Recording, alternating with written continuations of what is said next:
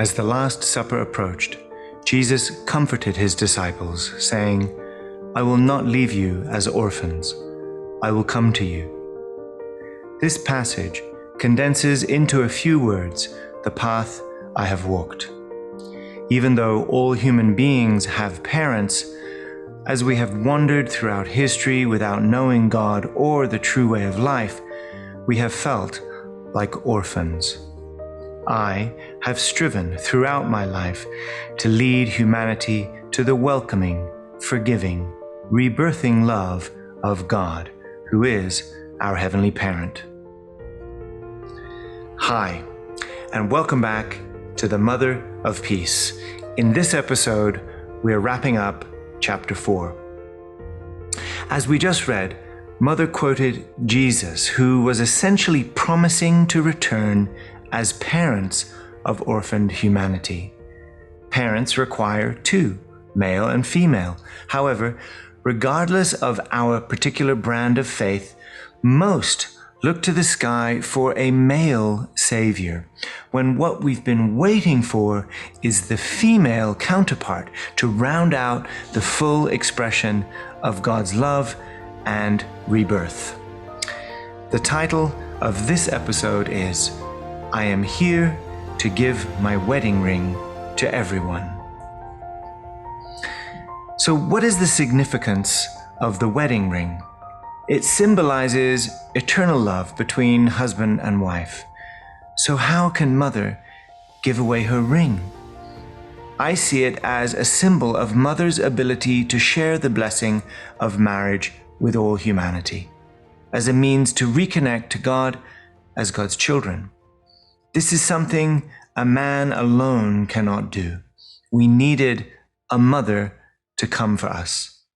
The role of women has been misunderstood from the beginning of time. The value of women has been distorted and misrepresented repeatedly. If we study the Bible accurately, we know this as a result of the fall. In fact, I believe that it may also be the cause of the fall, because had we known the value of the fruit of the tree of the knowledge of good and evil, we would have been more likely heeded God's advice. I shared more about this in episode 5. In her book, Mother reminds us that even into the 1990s, women in Korea were not expected to address public audiences. Women still had no public voice, even though society officially declared that men and women are equal. We are still in the process of truly understanding the irreplaceable value of women. I had long pondered if and when women would fulfill their role as perfected human beings, as fully creative and significant members of society, and especially as daughters of God. My husband and I had deep experiences in prayer during the Danbury imprisonment, and we together concluded that it was time for the liberation of all women and for me to take a public role to teach and exemplify it. My husband began teaching about my position as a true woman, standing at God's left side with him on God's right side, about me being a true woman and co-founder of our movement, about me being a true woman serving as he does as an individual embodiment of true parents, and about me being a true woman having the same authority and inheritance rights as he. We decided it was time for the declaration of true parents to the world.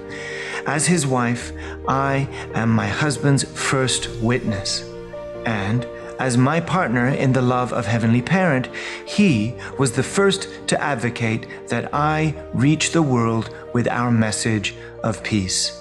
Thus arose a careful creation of the spiritual and physical foundations for what came to be called the Women's Federation for World Peace.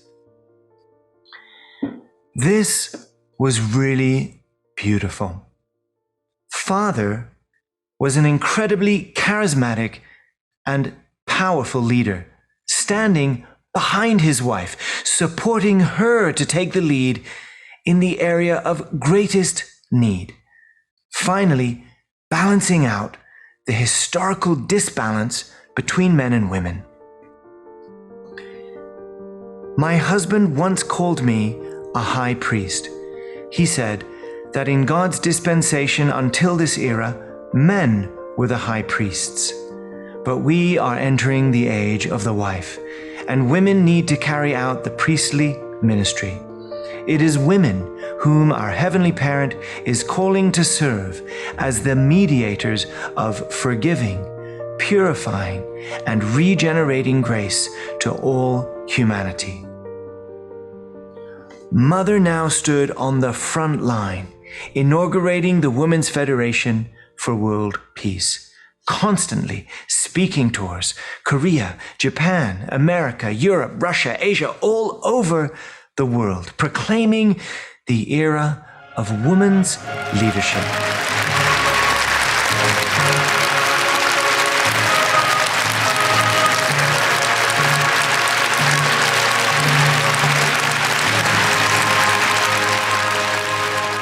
Mother recounts some of her experiences.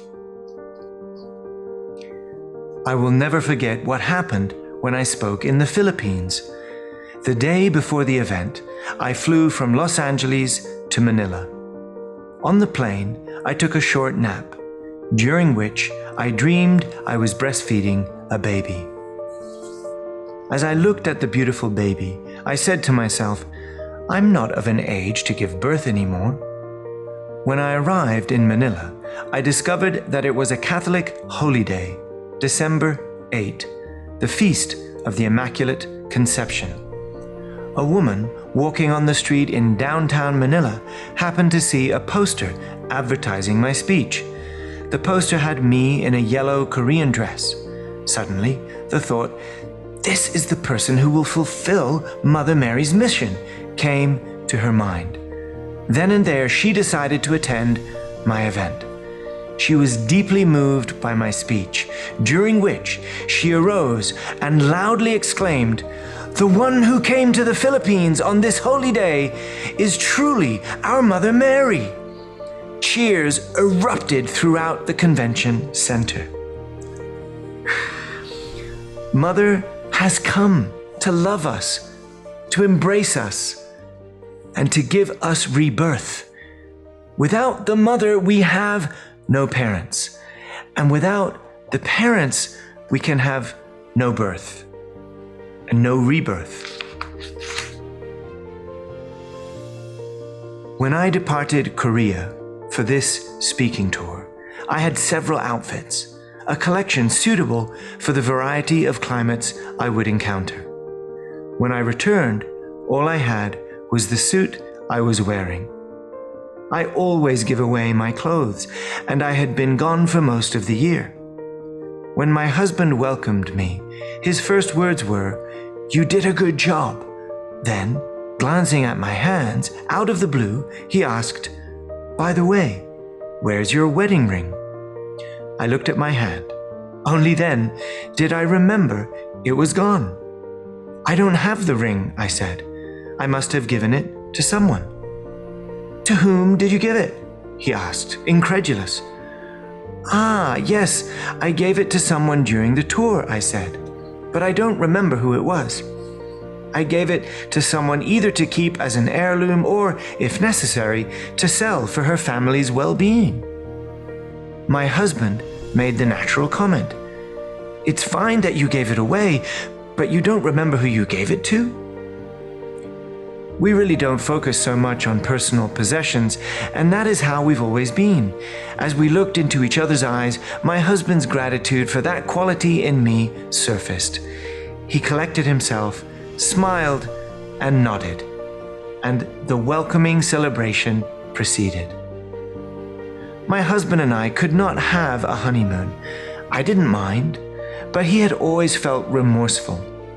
When he visited the Netherlands during a speaking tour, it must have been 1969, after much thought, he brought me a small diamond ring with some money he had saved. That was the meaning of that ring. But now I had given it to someone and had even forgotten that I had done so. I do give things away out of sympathetic love, and then I let it go. Those who give what they have, give their heart, and even give their life, and do not cling to the memory, are the ones whom God visits. My husband knows I am like that, and he is too. Just as I had done, he let it go. That 1992 global speaking tour was by no means a vacation. It covered 113 cities, 24 time zones, venue upon venue, check-in upon check-in, crowd upon crowd, schedule upon schedule, pressure upon pressure. I was speaking on the value and mission of women, the way to peace in the family and world, and the love of Heavenly Parent. This was to open the gates for the world's people who are stranded as lonely orphans, to welcome them into the loving, liberating embrace of true parents. Only when we receive God's blessing in marriage can we leave the orphanage and receive our inheritance as the sons and daughters of God who enjoy true happiness. I am here to give my wedding ring to everyone. Okay, Mother wants to share the blessing with everyone. She has striven throughout her life to lead humanity to the welcoming, forgiving, rebirthing love of God, who is our Heavenly Parent. In order to cross that threshold of rebirth, our Heavenly Parent has given us the marriage blessing. In order to draw a line in the sand from our own past, in order to draw a line in the sand between the fallen history of humankind and us today, we have been given the marriage blessing. Are you listening to me? This is thanks to our true parents. So again, what is the significance of True Mother's wedding ring? True Father gave everything to obtain that precious ring as a gift for his wife. It came from the depths of his heart, sorry that he could not care for her as she deserved, sorry that he could not take her on a honeymoon as she deserved, sorry that he could not spend the quality time just as a couple or as a family as they deserved.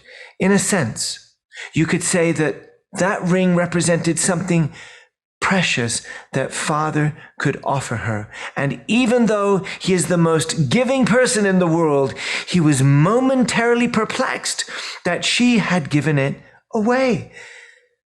But even more valuable than that ring is the blessing that true parents give us. Right?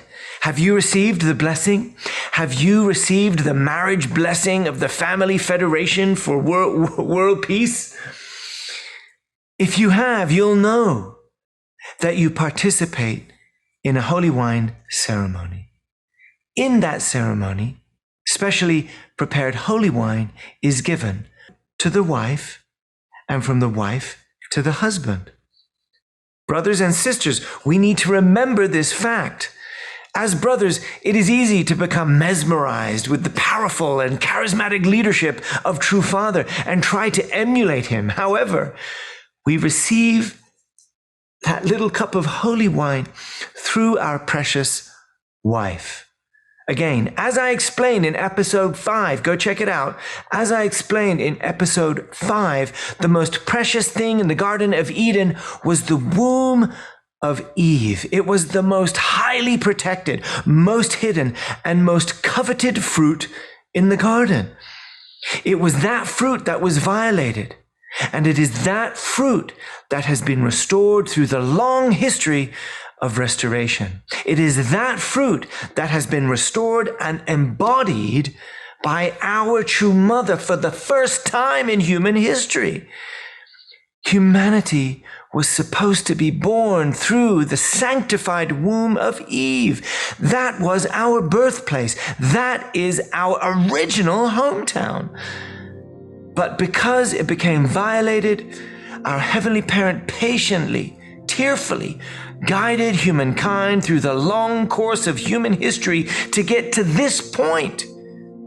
It is now when we can be completely reborn. But we are not simply reborn through ideology or through ideas and rituals. It is the fact that True Mother exists next to our True Father as true parents that the blessing of our rebirth is possible. Believe it or not, that is the truth. It is through True Mother's womb that we are reborn. It is through True Mother's womb that we are reborn. As sisters, it is important to remember how precious, how unique, how significant it is for you to receive True Mother's wedding ring. Do you get it? How important it is for you to be one with True Mother's heart and love. The greater your capacity to resonate with True Mother's love, the greater your capacity to fulfill your true role as a woman, a daughter of Heavenly Parent, a true sister, wife, and mother. Your husband's life also depends on this. As True Mother says, Heavenly Parent is calling on you to serve as heavenly mediators of forgiving, of purifying, regenerating grace to all humanity. Not some of humanity, to all of humanity.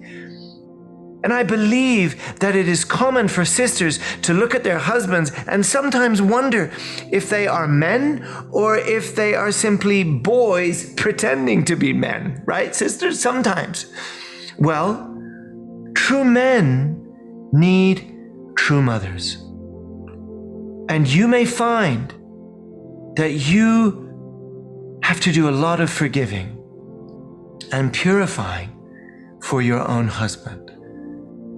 I believe that particular mission was at least hinted to you when you first received that holy wine before passing it on to your husband. Is that true? And for brothers, it is important to know that it is through our wives that we receive that blessing. Do you understand? Brothers, it is important to know that it is through our wives that we receive that blessing. Humanity has desperately awaited the time when we have true parents. Even without knowing that is what we were striving for, longing for. That is the reality of human history. It has been a long correction course establishing the conditions whereby our Heavenly Parent could establish a true, exemplary son and daughter, whereby our Heavenly Parent could reclaim the heavenly womb that was defiled in the beginning and offer forgiveness and rebirth to humanity through the marriage blessing. That is what Jesus meant when he said he will return. That, for me, is the significance of True Mother's wedding ring. I believe all sisters should look to their hands. Look to your hand right now. Look to your hand right now and imagine that you have been given True Mother's wedding ring, because that is her heart to you. That is your inheritance from her. That is her love for you and all of God's daughters. It is your time now to shine like an eternal diamond that has the power to purify, to console, to embrace, and to lead the way into the realm of God's love that we have longed to feel. Now is the time for humanity to come home. Dear sisters, please know your precious value. The more you become one with our true mother, the more you can trust your intuition. Let me repeat, the more you become one with true mother, the more you can trust your intuition. Don't be afraid to speak up. Don't be afraid to counsel your husband, even if it looks like he doesn't want to listen. Remember, little boys often don't want to listen, right, to their mothers. When your husband starts to listen to you better, that's when you know he's truly maturing and growing up. We need you. But please, just remember, we need your nurturing, forgiving, and embracing love. This is that time in human history. All right? So, hashtag True Women Power. In the meantime, True Mother loves you, Heavenly Parent loves you, True Father loves you, and let us truly become exemplary sons and daughters, exemplary husbands and wives, exemplary blessed families. So let's get out there, and especially sisters, know your value, know your role. We love you. True Mother loves you. Unite with her. Claim your ring, sisters.